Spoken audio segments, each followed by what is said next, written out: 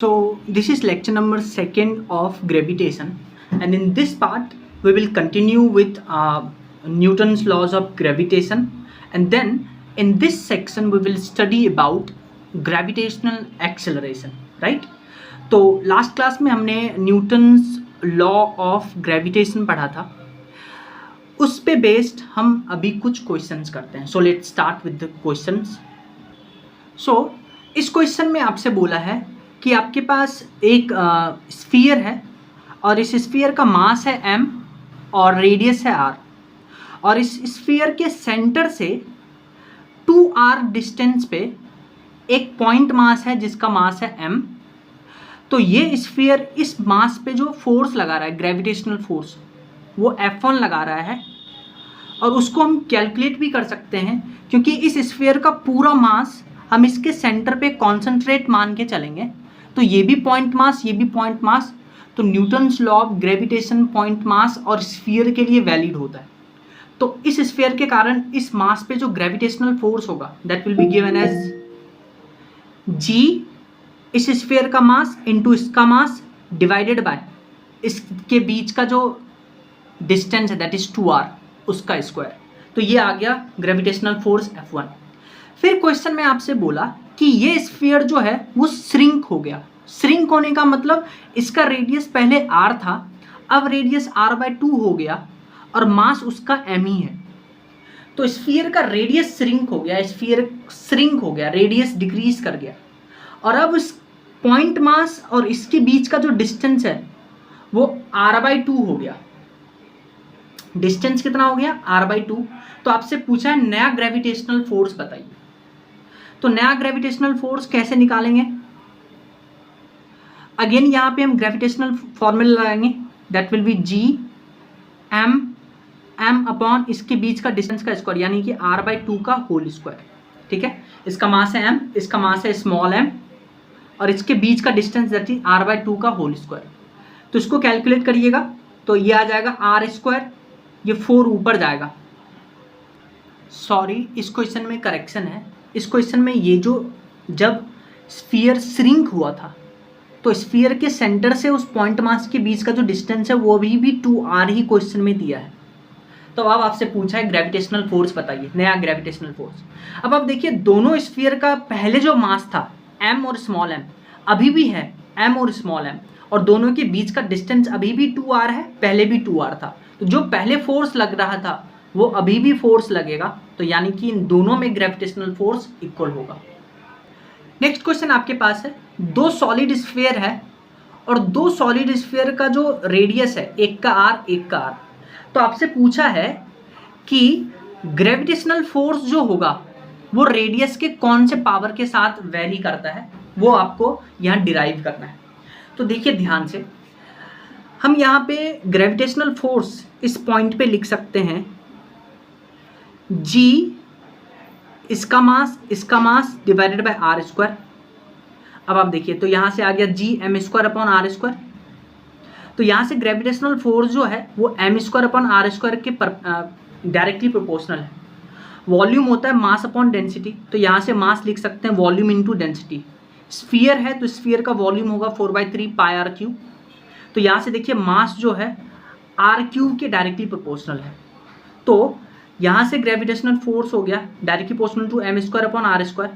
m r³ के proportional था तो m² हो जाएगा r³ अपॉन r². तो यह आ जाएगा r⁶ डिवाइडेड बाय r⁴. तो यहाँ से ग्रेविटेशनल फोर्स r⁴ पे वेरी करता है. तो आंसर ये हो जाएगा. नेक्स्ट क्वेश्चन हमारे पास है, तीन हमारे पास स्फीयर है और आपको पता है स्फीयर अगर है तो स्फीयर का जितना भी मास है उसको हम ऐसा मानेंगे कि स्फीयर के सेंटर पे वो कॉन्सेंट्रेट है. तो सिमिलरली इस स्फीयर का भी, इस स्फीयर का भी. तो इसको हम ऐसे ड्रॉ करेंगे, इस स्फीयर के वजह से इस स्फीयर के जगह पे एक पॉइंट मास, इस स्फीयर के जगह पे पॉइंट मास, और इस स्फीयर के जगह पे पॉइंट मास, और मास हम वही लेंगे जो स्फीयर का मास है. अब आपसे क्वेश्चन में पूछा है कि जो ये मास है इसके ऊपर इन दोनों के कारण जो ग्रेविटेशनल फोर्स ऑफ अट्रैक्शन है वो कैलकुलेट करिए.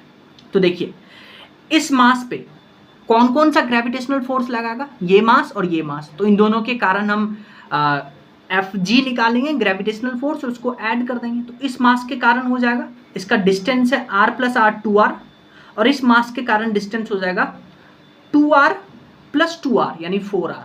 तो यहाँ से देखिए G M M upon 2r का whole square, G M M upon 4r का होल स्क्वायर, कैलकुलेट करिएगा, आंसर आएगा।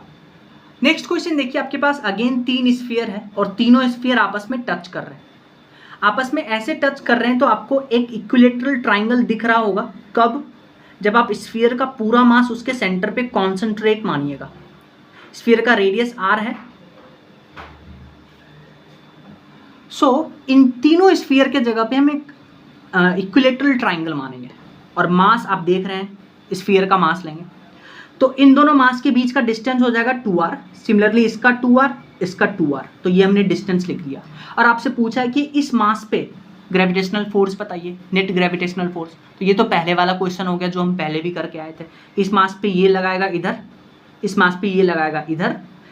सिंस इक्विलेटरल ट्राइंगल है, 60 डिग्री एंगल है, तो आपको पता है अगर दो वेक्टर 60 डिग्री पे है तो रिजल्टेंट √3f लिखते हैं। तो यहाँ पे f आ जाएगा G M M upon 2r का होल स्क्वायर यानी कि 4r स्क्वायर। डन।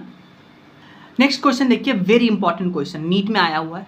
आपके पास एक सॉलिड स्फीयर है, मास m है, रेडियस r है, और उस सॉलिड स्फीयर के सेंटर से 2r डिस्टेंस पे आपके पास एक पॉइंट मास है। तो पहले बोला कि इस पॉइंट मास पे इस स्फीयर के कारण जो फोर्स लग रहा है वो है F1, जिसको हम कैलकुलेट भी कर सकते हैं। कैसे? सॉलिड स्फीयर का पूरा मास आप उसके सेंटर पे कॉन्सेंट्रेट मानिएगा, पॉइंट मास का फॉर्मूला लगाइएगा, जी एम एम अपॉन 2r का होल स्क्वायर। डन। फिर आपसे बोला कि इस सॉलिड स्फीयर में से हम r/2 एक छोटा सा स्फीयर काट करके निकाल लेते हैं इस सॉलिड स्फीयर से। तो जब आप इसको काट के निकालिएगा तो आपके पास देखिए एक वॉइड बना, खाली जगह। अब आपसे पूछा कि जो बचा हुआ पार्ट है, काट करके निकालने के बाद जो बचा हुआ पार्ट है उसके कारण इस पॉइंट मास पे कितना ग्रेविटेशनल फोर्स लग रहा है वो निकालिए, और जो आपने पहले निकाला था F1, दोनों का रेशियो बताइए। आई होप आपको क्वेश्चन समझ में आया होगा। अब ये क्वेश्चन सेंटर ऑफ मास में भी आता है, रोटेशन में भी आता है, यहाँ भी कर रहे हैं। करना कुछ नहीं होता है, सिंपल सा एक फंडा है।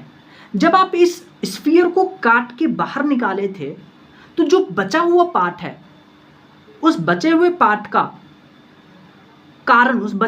के कारण जो इस पे फोर्स लगेगा ग्रेविटेशनल फोर्स F रिमेनिंग, उसको लिखेंगे F कंप्लीट के कारण, मतलब कंप्लीट के कारण कितना फोर्स लग रहा था माइनस रिमूव के कारण कितना फोर्स लग रहा है। डन। और आपको पता है ग्रेविटेशनल फोर्स देते कैसे हैं, G M M upon are square. तब आप देखिए कंप्लीट के कारण इस मास पे ग्रेविटेशनल फोर्स कितना लग रहा था, जी एम एम अपॉन 2r का होल स्क्वायर, जिसको हम F1 लिख रहे हैं। अच्छा, रिमूव्ड जो पार्ट है जिसका रेडियस है r/2, तो रिमूव्ड पार्ट का पहले आपको मास कैलकुलेट करना पड़ेगा और फिर उसके सेंटर से इस मास का डिस्टेंस कैलकुलेट करना पड़ेगा, और इस मास का तो आपको मास पता ही है। तो देखिए रिमूव पार्ट का मास कैसे कैलकुलेट करेंगे, ध्यान से देखिएगा। अगर आपके पास रेडियस r/2 है तो डायरेक्ट याद रखिएगा रिमूव्ड मास का जो मास होगा वो होगा m/8। r/2 है तो m/8। कैसे कैलकुलेट करते हैं वो आपने सेंटर ऑफ मास में पढ़ा होगा, तो डायरेक्ट याद रखिएगा रेडियस r/2 है तो इसका मास हो जाएगा m/8। तो मास आ गया, इसका मास आ गया तो mm आ गया, और इसके सेंटर से इस मास का जो डिस्टेंस होगा, देखिए टोटल डिस्टेंस है 2r और इसका डिस्टेंस है r/2। तो यहाँ से यहाँ तक डिस्टेंस कितना आ गया, 2r माइनस r/2, पूरा का माइनस r/2, तो आपके पास आ जाएगा 3r/2। तो रेडियस आ गया, तो यहाँ से आप f रिमूव्ड ये डालिएगा, F कंप्लीट ये आएगा, फिर दोनों का रेशियो ले लीजिएगा, आपके पास आंसर आएगा। नेक्स्ट क्वेश्चन है कि आपके पास एक रॉड है जिसका लेंथ L है, और इस रॉड के इस एंड से r डिस्टेंस पे आपके पास एक पॉइंट मास है m। तो आपसे पूछा है कि इस रॉड के कारण इस मास पे ग्रेविटेशनल फोर्स बताइए। तो find out force applied by rod on mass m as shown in the figure. अब इसमें क्या करना है, आपको इस रॉड पे एक छोटा सा एलिमेंट लेना है dm मास का, जिसका लेंथ होगा dx, और इस dm मास से जो कि पॉइंट मास है, इससे इस पॉइंट मास का डिस्टेंस हम मान लेंगे x। डन। तो देखिए आपके पास 2 पॉइंट मास आ गया, एक का मास है dm, एक का मास है m, दोनों के बीच का डिस्टेंस है x, ठीक है। और ध्यान से देखिए इसका लेंथ कितना है dx। तो आपके पास यहाँ पे क्या फॉर्मूला लगाइएगा, ग्रेविटेशनल फोर्स निकालना है तो g m upon are square, ठीक है। अब आप देखिए इस dm मास का मतलब ये जो dx लेंथ है इसका पहले आपको मास निकालना पड़ेगा। तो अगर देखिए पूरा लेंथ l है तो इसका मास m होगा, पूरा लेंथ l है तो मास m होगा, लेंथ 1 है तो m upon l, dx length है तो m upon l into dx। तो ये आ गया आपका dm मास आ गया। तब आप देखिए ग्रेविटेशनल फोर्स कैसे कैलकुलेट करिएगा, g dm m upon x square, dm को लिख सकते हैं m upon l into dx into m upon x square. अब ऐसे बहुत सारे पॉइंट मास होंगे, सबको इंटीग्रेट कर देंगे तो df आ जाएगा यहाँ से g m अपॉन l को बाहर निकाल लेंगे, dx अपॉन एक्स का होल स्क्वायर, और लिमिट कहाँ से लेंगे, यहाँ तक है r और यहाँ से पूरा तक है l, तो r से r प्लस l। इसको सॉल्व करिएगा आपके पास आंसर आएगा। अब हम बात करते हैं ग्रेविटेशनल एक्सेलरेशन जिसको g से डिनोट करते हैं। देखिए आपने काइनेमेटिक्स एनएलएम में एक्सेलरेशन पढ़ा होगा, एक्सेलरेशन होता है एफ नेट अपॉन एम, ठीक है। तो ये तो सब बॉडी के लिए ए है, पर अगर हम स्पेसिफिक होते हैं किसी भी प्लैनेट और किसी भी मास के लिए, किसी भी अर्थ के लिए और किसी मास के लिए, तब वहाँ पे एक्सेलरेशन ड्यू टू ग्रेविटी लेते हैं, एक ग्रेविटेशनल एक्सेलरेशन लेते हैं। मान लीजिए आपके पास ये कोई प्लैनेट है, कोई सा भी, अर्थ मान लीजिए या कोई और प्लैनेट मान लीजिए, उसका मास m है, उसका रेडियस r है। तो अर्थ के सरफेस से, ध्यान से देखिएगा, अर्थ के सरफेस से h डिस्टेंस ऊपर एक मास है। तो इस मास पे अर्थ के कारण जो ग्रेविटेशनल फोर्स होगा उसको आप क्या लिखिएगा, g mass of earth into mass of that point object divided by, इसके सेंटर से लेंगे that will B r plus H का होल स्क्वायर, क्योंकि आपको पता है स्फीयर का पूरा मास उसके सेंटर पे हम कॉन्सेंट्रेट मारते हैं, तो पूरा डिस्टेंस हो गया r प्लस एच, क्योंकि ये है रेडियस ऑफ प्लैनेट और यहाँ से हाइट h है तो r प्लस एच। अच्छा आपको क्या निकालना है, एक्सेलरेशन ड्यू टू ग्रेविटी। तो एक्सेलरेशन ड्यू टू ग्रेविटी क्या होगा, एफ नेट अपॉन एम। तो एफ नेट आपका ये आ गया, उसको डिवाइड करिएगा m से, इस मास से, तो ये मास खत्म हो जाएगा, तो आपके पास एक्सेलरेशन ड्यू टू ग्रेविटी आ जाएगा G M upon R plus H का होल स्क्वायर। तो G M upon R plus H का होल स्क्वायर। ध्यान से देखिए इस फॉर्मूला को जो मैंने डिराइव किया है आपके सामने, इसमें आप देखिए कि एक्सेलरेशन ड्यू टू ग्रेविटी जिस पॉइंट मास पे हम कैलकुलेट कर रहे हैं उस मास पे डिपेंड ही नहीं करता है। एक्सेलरेशन ड्यू टू ग्रेविटी सिर्फ और सिर्फ प्लैनेट के, चाहे अर्थ हो या कोई और भी प्लैनेट हो, उसके मास पे और उसके रेडियस पे डिपेंड करता है। तो देखिए मास of planet, radius of planet और कौन से हाइट पे उस पे डिपेंड करता है, ठीक है। तो क्या हम बोल सकते हैं कि जो एक्सेलरेशन ड्यू टू ग्रेविटी है किसी भी प्लैनेट के सरफेस पे, वो उस प्लैनेट के मास पे, उस प्लैनेट के रेडियस पे, और मास मतलब डेंसिटी। अगर ये साहब किसी भी ऑब्जेक्ट में कितना मास है, कितना डेंसिटी है, वो कैसे पता करते हैं कि उसमें कितना मास एक्यूमुलेटेड है, तो मास बोल दीजिए या डेंसिटी बोल दीजिए, बात बराबर है, ठीक है।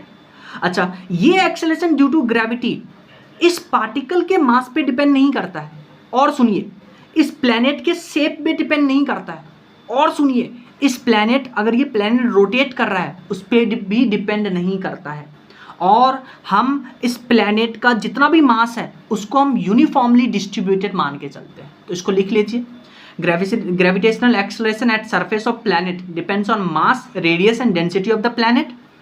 It is independent from mass of particle, effect of rotation of planet, shape of planet and mass are assumed uniformly distributed. समझ में आया? अच्छा ध्यान से देखिए, अगर ये हाइट जिसके ऊपर मास है, ये हाइट इस प्लैनेट के रेडियस से बहुत छोटा है, देखिए height is very very less than radius of planet, यानी हाइट को हम अप्रॉक्सीमेटली 0 मान के चलेंगे। तो यहाँ से जो acceleration due to gravitational acceleration है, अगर ये हाइट बहुत छोटा है, लगभग हम अर्थ के सरफेस पे ही बात कर रहे हैं, तो यहाँ से h0 रख देंगे, तो यहाँ से आ जाएगा g into mass of planet divided by R square. ये फॉर्मूला याद रखिएगा। अच्छा, मास प्लैनेट का मास, प्लैनेट को हम सॉलिड स्फीयर मान के चलते हैं, that is 4/3 pi R cube into rho. तो यहाँ से मास सब्सटीट्यूट कर देंगे, तो यहाँ से देखिए ग्रेविटेशनल फोर्स का फॉर्मूला आपके पास आ जाएगा, दो फॉर्मूला, एक तो G M P upon are P square, mass of planet, radius of planet, और ये हम प्लैनेट के सरफेस से बहुत कम डिस्टेंस पे जा रहे हैं, very very less than radius of planet, और एक ये formula 4/3 pi R G row, 4/3 pi R G row.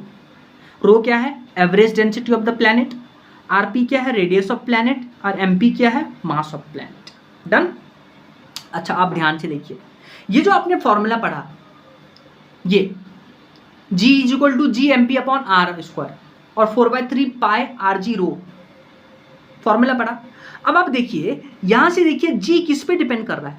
Mass of planet divided by radius of planet का स्क्वायर, और यहां पे एक तो डेंसिटी पे डिपेंड कर रहा है, डेंसिटी ऑफ द प्लैनेट। तो यहां पे आपको क्या देता है कि कभी आपको मास कांस्टेंट रख के रेडियस बढ़ा देगा तो जी पे इफेक्ट बताना है, परसेंटेज चेंज बताना है। कभी आपको रेडियस कांस्टेंट दे करके मास डिक्रीज कर देगा तो जी पे इफेक्ट बताना है। कभी रेडियस कांस्टेंट करके मास को बढ़ा दिया, कभी मास को कांस्टेंट करके रेडियस को कम कर दिया, कभी मास को भी घटा दिया, रेडियस को भी बढ़ा दिया, और कभी डेंसिटी कांस्टेंट करके रेडियस को बढ़ा दिया, तो आप पे जी का इफेक्ट बताना है। तो वो हम क्वेश्चन करके देखते हैं। सो बोला है find out percentage change in acceleration due to gravity. कब? 7 केस है।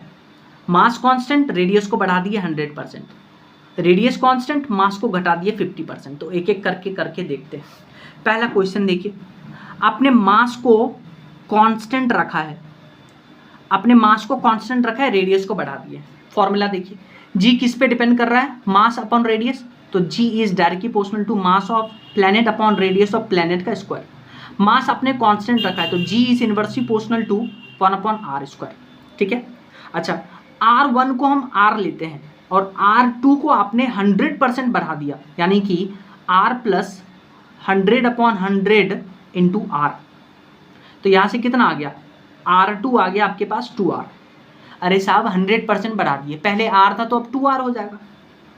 तो अब आप देखिए, R1 ये है, R2 ये है आपके पास, तो यहाँ से G का रिलेशन निकालिए। तो G2 अपॉन G1 लिखेंगे R1 square upon R2 square.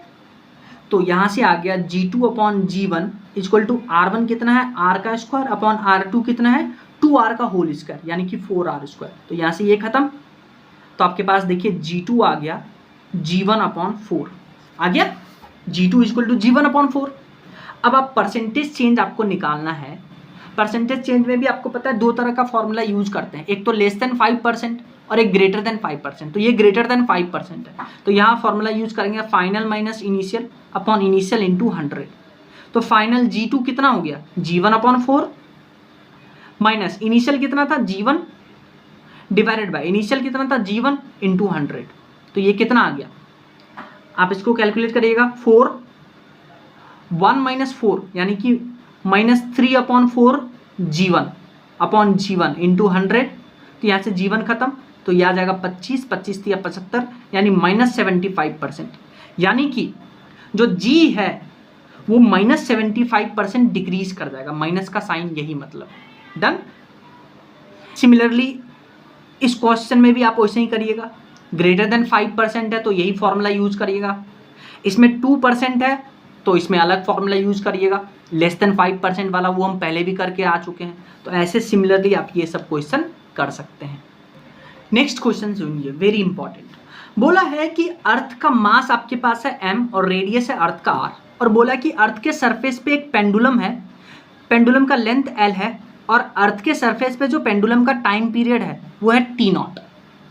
अब बोला कि यही सेम पेंडुलम हम किसी प्लैनेट के सरफेस पे ले जाते हैं, और प्लैनेट के सरफेस, प्लैनेट का जो मास है, मास ऑफ प्लैनेट, वो अर्थ के मास से आधा है, और रेडियस ऑफ प्लैनेट वो अर्थ के रेडियस से 1/4 टाइम्स है।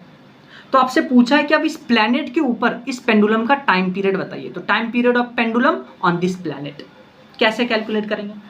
अब आप देखिए, आपको टाइम पीरियड का फॉर्मूला पता है 2π√L/g।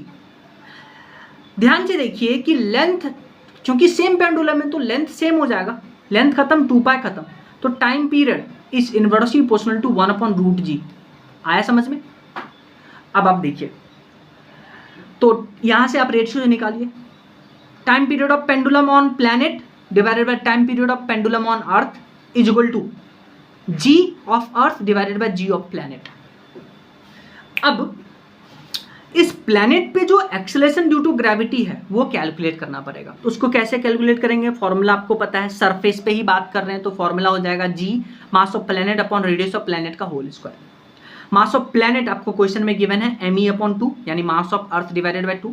रेडियस ऑफ प्लैनेट आपको गिवन है radius of earth divided by 4। यहाँ से आ जाएगा g ऑफ प्लैनेट यानी कि वो आ गया 8 टाइम्स GE। तो यहाँ आप GP रखिएगा, कैंसिल करिएगा, आपको time period of pendulum on planet आ जाएगा, time period of pendulum on earth divided by 2√2। Done.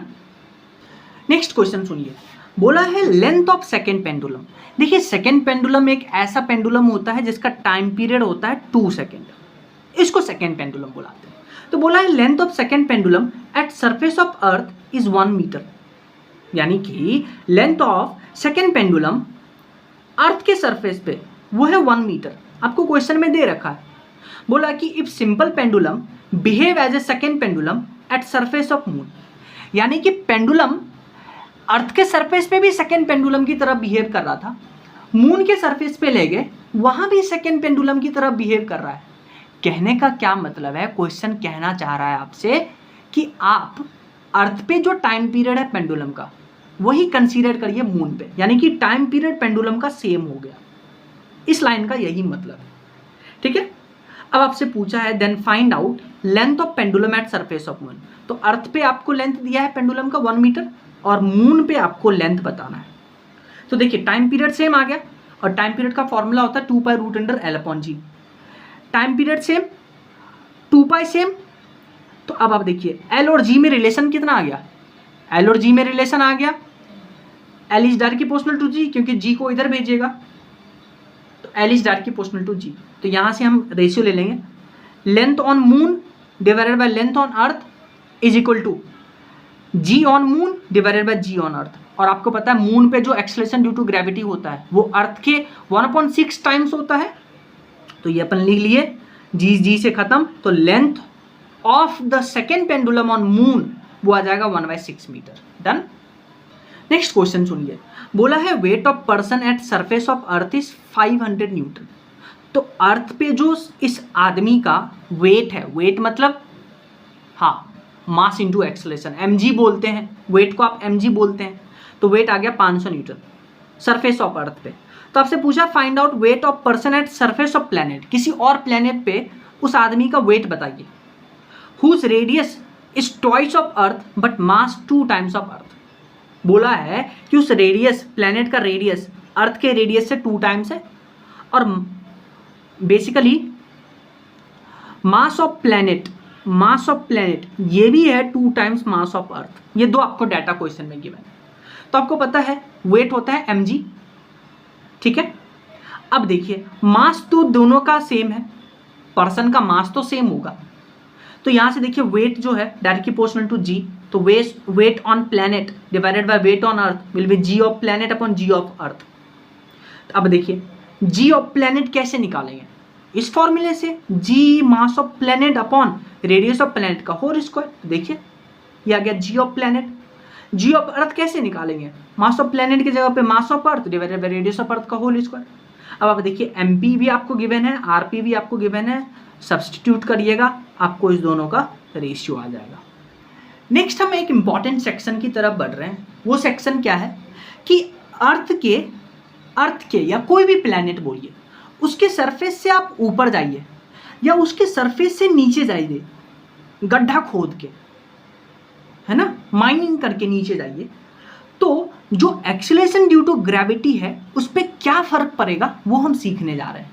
तो अफेक्शन अफेक्टिंग फैक्टर्स ऑन जी, पहला फैक्टर पढ़ रहे हैं इफेक्ट ऑफ हाइट, यानी कि हम किसी भी प्लैनेट, चाहे आप अर्थ बोल लीजिए, उसके सरफेस से ऊपर जाएंगे तो जी पे क्या इफेक्ट पड़ेगा वो सुनिए। देखिए जी क्या होता है, force divided by mass, acceleration ही तो है।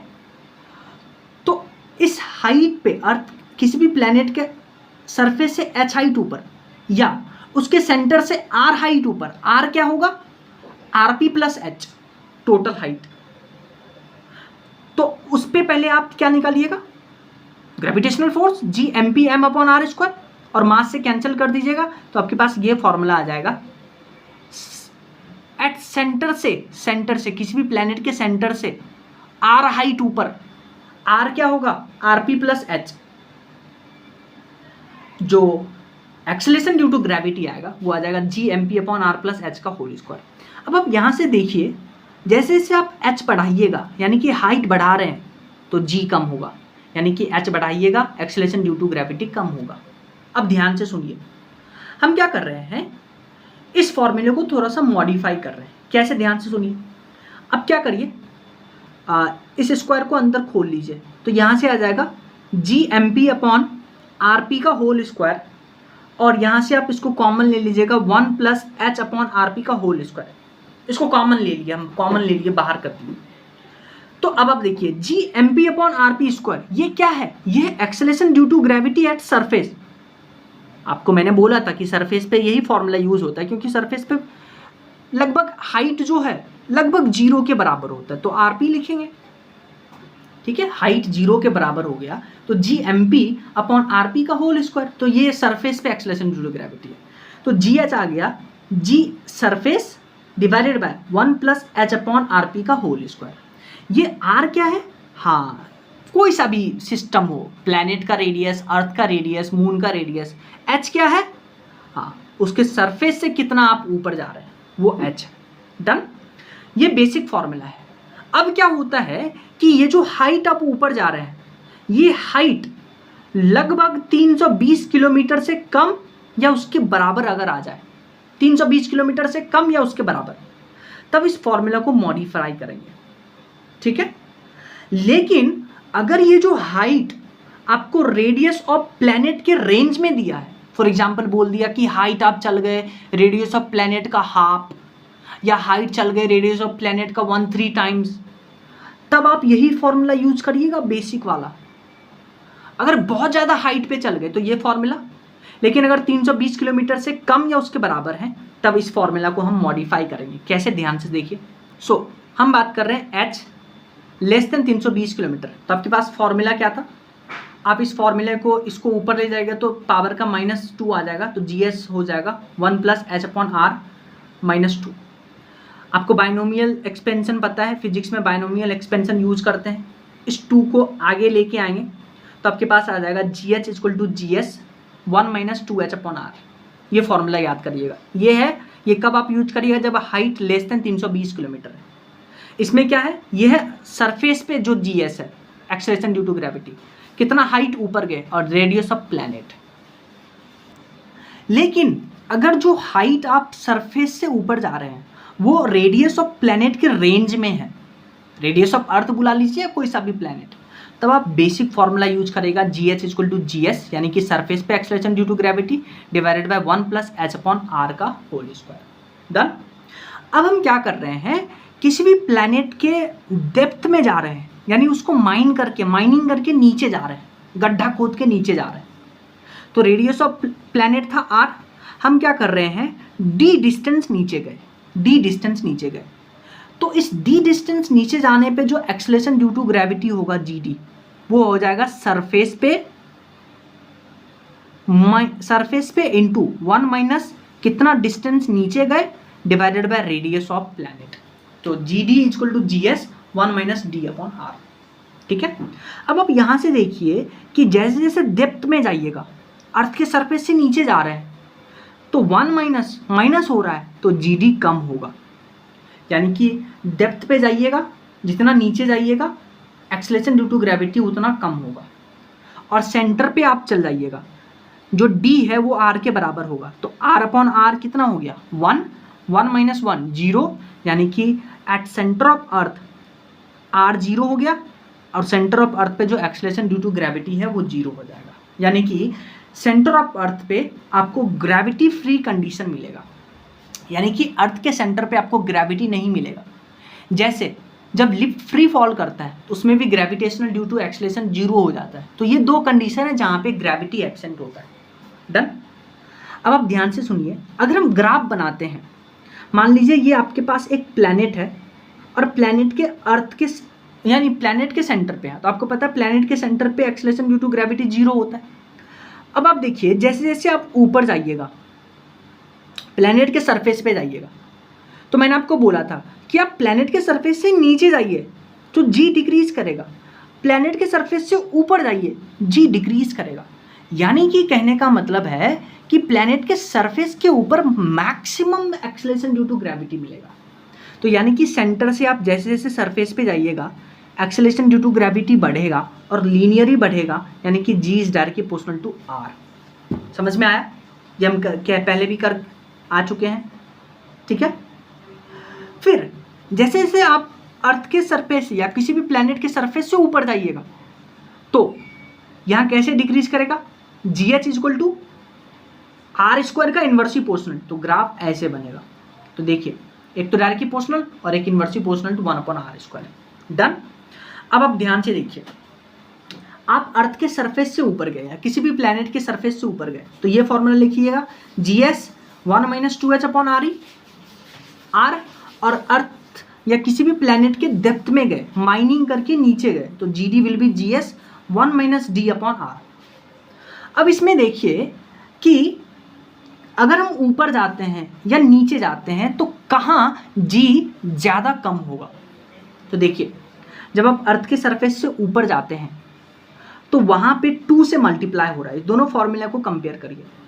तो अर्थ के सरफेस से ऊपर जाइएगा तो वहाँ जी ज़्यादा कम होगा एज कंपेयर टू कि आप अर्थ के सरफेस के नीचे जा रहे हैं, ठीक है। सो ऐसा क्वेश्चन पूछा था कि आप क्या कर रहे हैं, सेम हाइट अर्थ के सरफेस से ऊपर जा रहे हैं और सेम हाइट अर्थ के सरफेस से नीचे जा रहे हैं, तो एक्सेलरेशन ड्यू टू ग्रेविटी कहाँ ज़्यादा होगा। तो देखिए ऊपर जाइएगा तो 2 से मल्टीप्लाई हो रहा है तो वहाँ ज़्यादा कम होगा, 1 - 2 से वहाँ ज़्यादा कम होगा। अर्थ के सरफेस से नीचे वहाँ कम होगा। तो अगर आप सेम हाइट ऊपर गए सेम हाइट नीचे गए तो एक्सेलरेशन ड्यू टू ग्रेविटी आपको डेप्थ में ज़्यादा मिलेगा एज कंपेयर टू हाइट। अब मान लीजिए एक और क्वेश्चन पूछा कि आप वो डिस्टेंस बताइए जहाँ पे जितना आप नीचे गए, मान लीजिए आप कितना नीचे जाइएगा कितना ऊपर जाइएगा कि एक्सेलरेशन ड्यू टू ग्रेविटी बराबर हो जाए, यानी कि कितना हाइट ऊपर गए कितना डेप्थ नीचे गए कि एक्सेलरेशन ड्यू टू ग्रेविटी बराबर हो जाएगा। तो यहाँ पे ये फॉर्मूला यूज करिएगा, आप इस दोनों को बराबर करिएगा, G H equal to G D बराबर करिएगा। तो यहाँ से आपके पास जो ऊपर जाने का हाइट और नीचे जाने का हाइट उसका रिलेशन आ जाएगा। कहने का मतलब ये है कि अगर आप h हाइट ऊपर गए तो आपको 2h हाइट नीचे जाना पड़ेगा अर्थ के सरफेस से, तब आपको एक्सेलरेशन ड्यू टू ग्रेविटी बराबर मिलेगा।